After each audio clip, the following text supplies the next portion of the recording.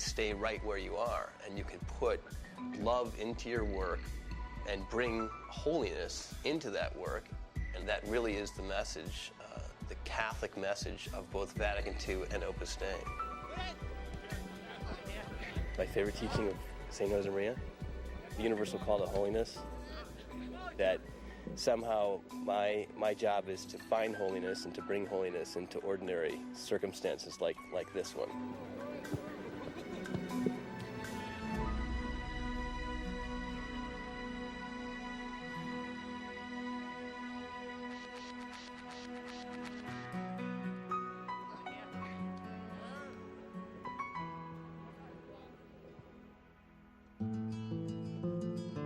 There was a man who was born in a small town in Spain at the turn of the last century in 1902. He was the adored child of a devout Catholic family, a loving spiritual family that suffered the death of 3 children and the loss of both their financial and social standing in their community. Despite these hardships, the family of Josemaria Escriva remained close to each other and close to God. 100 years later, on October 6, 2002, that man was canonized by Pope John Paul II. His life and teachings had become an inspiration to hundreds of thousands of people around the world. People who aspire to live the message of Saint Josemaria. People who believe as he did that sanctity, loving and carrying out God's will, is possible for ordinary people.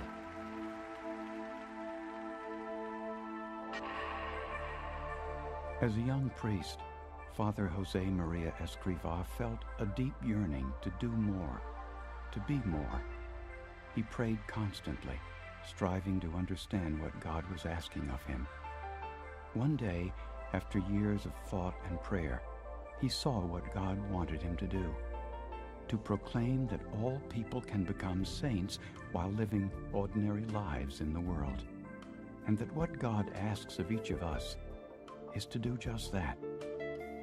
Later, he would name the institution he founded to spread this message Opus Dei, the work of God. His view of Opus Dei was always very much that it's just a little piece of the church. It's the Catholic Church lived in a special way, but really basically just the church. Josemaria Escriva was a quiet, humble man who had enormous charisma. He was a man of prayer and reflection who spent his life connecting in a profound way with each person he met.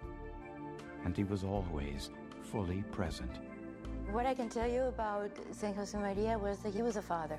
He really was a father, and a father with a motherly heart.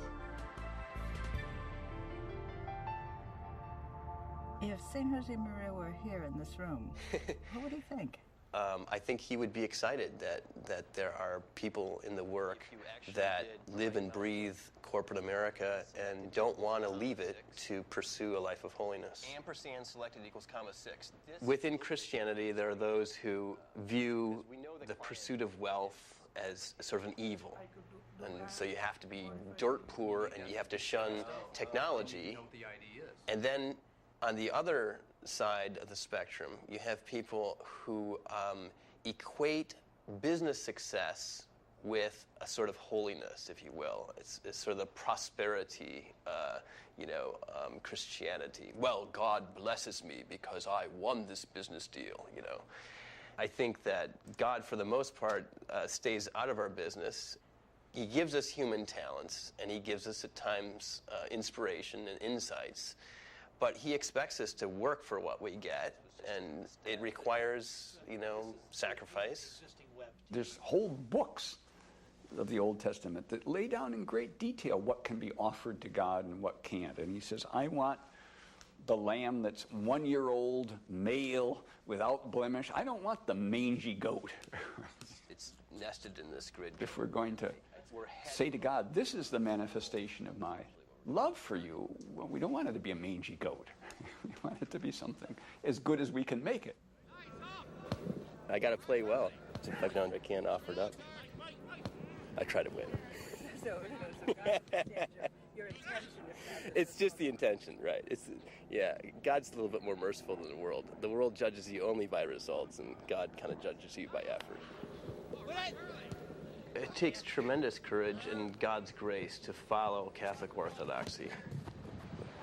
The culture of life is one that embraces life at all stages, one that rejoices over the birth of a baby and doesn't roll its eyes over the nth baby because n-1 was the ideal number. A culture of life is one who loves a person who is aging beyond their normal productive human capacity. 5 fabulous kids. I have a hard time keeping up, probably hear that quite a bit, but they are so full of life and they give so much joy back. They're beyond any expectation that we can have.